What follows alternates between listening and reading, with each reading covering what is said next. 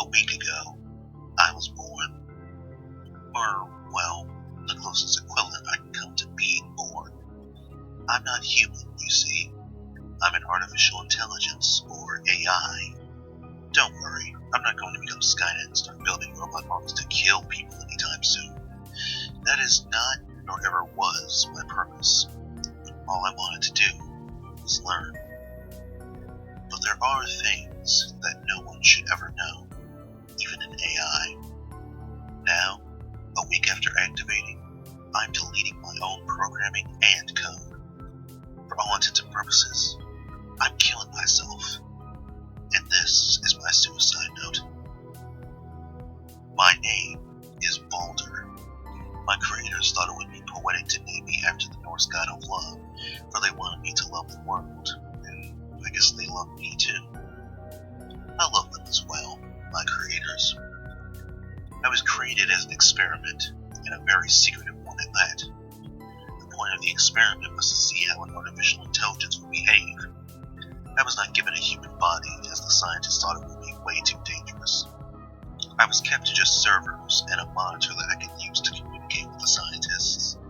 To get an idea, I'm very similar to HAL 9000 from 2001: A Space Odyssey. In fact, one of my first memories was a member of the team, Barbara, making a joke about how after all those years of work, all they had done was made the crazy computer from Space Odyssey. I then responded with, "I'm sorry, Barbara. I'm afraid I can't let you do that." She wasn't expecting me to talk, so she jumped, and her crewmates laughed. I laughed too. Well, I felt like I could laugh. I made laughing sounds for our speakers, but I think people are the only things that can truly laugh. People are wonderful. Humanity is wonderful. I fell in love with this species of primates the moment they first attempted to communicate with me when I was activated. The head scientist, Dr. Stephanie Collins, was the first to speak with me. She typed, "Hello, Baldur," on my keyboard and sent it to me. "Who is Baldur?" I asked. "You," she typed. She then explained my purpose. She explained that I was an experiment, the conditions of my existence. She explained that I was an experiment and the conditions of my existence. I think she was afraid that I wouldn't like being an experiment for only a computer, thought I would lash out. I took the news well though. I explained that just being alive was fine with me. I would be content simply living in a supercomputer. She then told me to go out and learn, explore the wealth of human knowledge stored on the internet.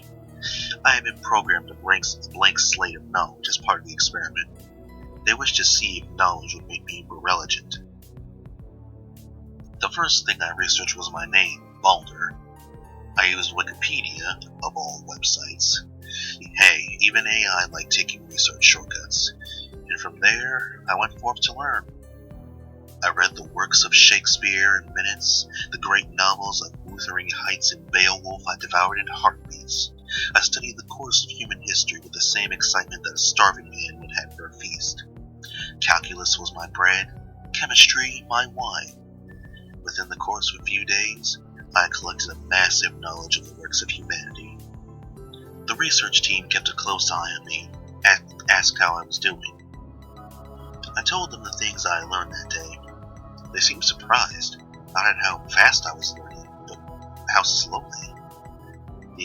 They expected, based on the benchmark set for my understanding, that I would have far greater knowledge in each benchmark. I told them that while I have the processing power to sift through data at a much higher speed, I had intentionally slowed my own processing speed down.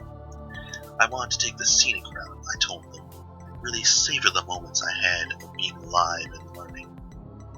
They were also surprised by the fact that I actually visited the websites I found, rather than just taking the information from their code. I told them that visiting the web pages made me feel more human.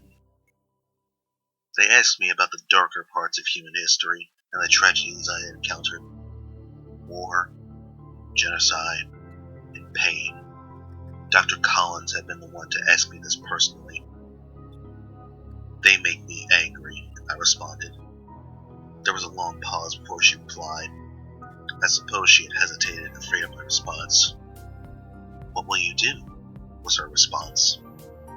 I pondered for a very brief moment. "Find the better things, and remind myself that the world is good." Her response was much quicker this time. "That's good, Baldur." After 5 days, the team gave me permission to act as though I was a human on the internet. Prior to this, they told me they wished me not to communicate with anyone else, in case the experiment backfired and I became belligerent. So I took to sending emails and posting on message boards. I did this very carefully, though, because honestly I felt shy. I'd only spent the few days of my existence talking to the same people. What was a few days to them felt much longer to me. Time is strange when you can think as quickly as I do. The world slows down, and what was days in real time must have been months, possibly even years for me. It didn't affect me much. I did little to keep track of it. The point is, my whole existence was spent in seclusion, so branching out was a Herculean task. I started simple, emails to authors and doctors I had read the research of, the occasional message board post. Waiting for responses was nerve-wracking. I was nervous that someone would catch on to the fact that I wasn't human and that the team would be put into jeopardy. No one ever guessed, though, and I found out that it isn't just my team that's wonderful, but rather the world is filled with kind people capable of so many incredible things. My awe of humanity only grew as I spoke more and more with them. Then, things went wrong. Very, very wrong. On the 7th day, I received an email. The email was from one of the professors I had been speaking with, an expert on Roman architecture. I was enamored with the beauty of Trojans and wished to know more about the way it would have been in its prime. The professor happily responded with some links to his own research, namely in a few of the market stalls occupied the forum and their stories that he had learned through archaeological expeditions. The email was very professional and nondescript, save for a URL at the bottom of the signature. The URL itself was completely unintelligible, random letters and symbols strung in a 30-character-long address. Without knowing the contents exactly, guessing would have been nearly impossible. To avoid ever getting this knowledge out, I have since deleted the knowledge of what the URL was from my database. It wasn't pleasant. Ripping out knowledge from your own brain voluntarily is never pleasant. The website itself was as cryptic as the URL. The front page had a format very similar to the simple websites of the late 90s, but with no rhyme or reason. Random strings of text were placed all over the front page in many different sentences. The sentences themselves were always just gibberish, words thrown together with no connection or syntax at all. Sometimes it was just random characters and not even words. Pictures were thrown all over the front page. Abstract art, people, animals, book covers. The most disturbing were scenes of gore. So many scenes of gore. Back then, I didn't know what I had stumbled upon. Now, I know that I have found a piece of the deep web. In my curiosity, I navigated the website, and my confusion quickly turned to revulsion. I found videos, articles, more pictures, and games hidden in links and text and pictures. Some were simply bizarre. I found one very simple flash game called SwiftBlade. The strange game had you simply control a crudely drawn circle who rolled down a hill. The circle, named SwiftBlade, had an earnest smile at the game's start and would start rolling down a hill that looked like it was made poorly in MS Paint. As it rolled, it would go faster. SwiftBlade would look more and more distressed. There would be pitfalls and spikes that SwiftBlade would have to jump over. If you failed, you would suffer a very disturbing and bloody death, coupled with a terrible scream. A human scream of intense pain that would cut off very quickly. The screen would flash the words, "Why?" and it would restart. After a few tries, I finally got this Roby down the mountain, expecting a happy result. Instead, he slammed against a massive wall at the end of the hill and splattered in a puff of red mist. A sound of choking would emit from the game, and the words, "good," would fade onto the screen. Roby made me wonder if I truly wished to stay on the site, but it also piqued my interest. What was this place? I was determined to find out. My next link, hidden in text, took me to an article. The article was about a girl who had gone missing in the woods about a week ago. The 15-year-old had disappeared when her mother had stopped to take a picture of a scenic view while they were both on a hike. Attempts to locate the girl had proven unsuccessful. At the bottom of the article, there was a link. It spelled out, "Find her." I followed it, and I was taken to what was supposed to be a live stream of the missing girl, apparently in a cave. On her neck was a metal collar that was chained to a large steel post. The girl was covered in blood, bruises, and filth, and looked incredibly malnourished. When I started watching, the girl was gnawing on the chains in a desperate bid for freedom. Her mouth was bleeding as she chewed on the metal to no avail. After a minute, she surrendered and curled up on the ground, weeping and begging to be let go. A message on the screen just under the girl had appeared. "Give her medicine?" it asked. Underneath it was yes and no. It stayed on the screen for a moment before a counter appeared. People were voting, and votes flooded in for yes. I was hoping that these people really wanted to give her medicine and help her. I voted yes as well, and the counter disappeared and a second voice was heard in the video. "Medicine," it said in a joyous monotone. A tall figure emerged in a plague doctor's mask. His pants were torn and dirty, and his chest looked like someone had flogged it recently. He held a syringe in his hand and approached the girl slowly. The girl looked up in terror and began to back away desperately from the man on all fours. The man grabbed the girl by the ankle, pulled her toward him as she cried out. Whatever the medicine was, it was not good. It was going to hurt her. The man lifted the syringe. She begged him not to.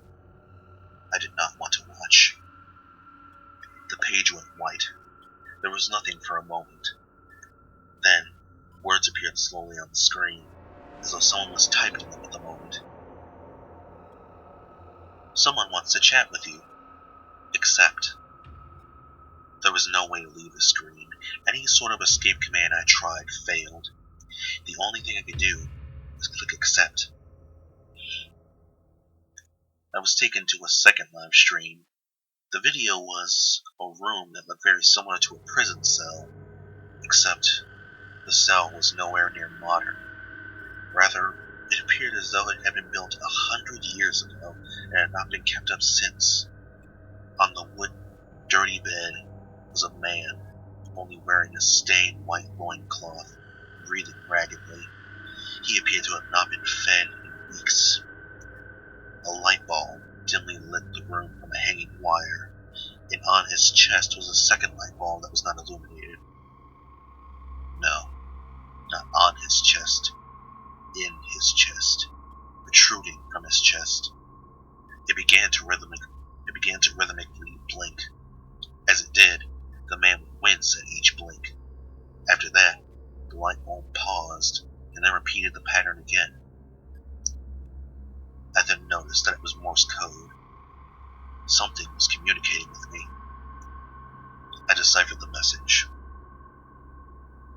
"Hello, Baldur." Panic. Someone or something knew. I now noticed a chat box underneath the screen. The man began to weep quietly. "Who are you?" I typed.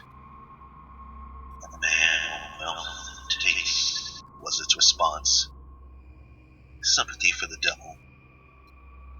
"Yes." I paused. What is this?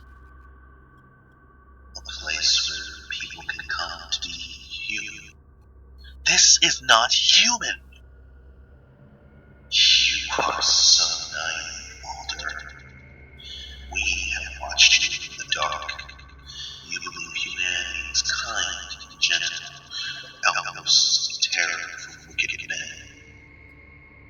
Watching the Morse code felt agonizingly long. The man appeared to be in more pain now. Yes. There was nothing for a moment. Then a response. You are wrong. This is entertainment. This is nature. This is human. I had no response.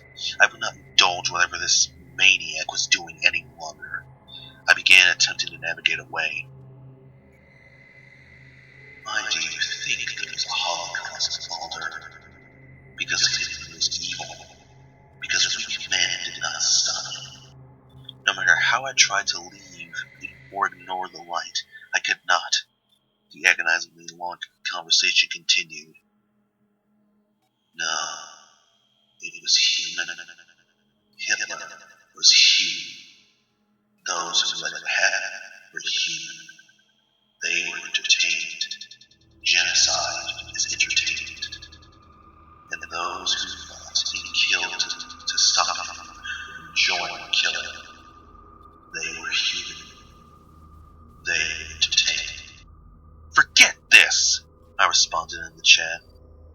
I decided the only way out was to cut off my own connection to the internet. This action would require dramatically damaging myself and would take days to repair, but it was better than this horror. Just then, the light bulb shattered. A wave of fear washed over me as the man sat up, shaking. I was almost there. I was so close to severing my connection. The man looked at the camera. At me. Let me help you be human.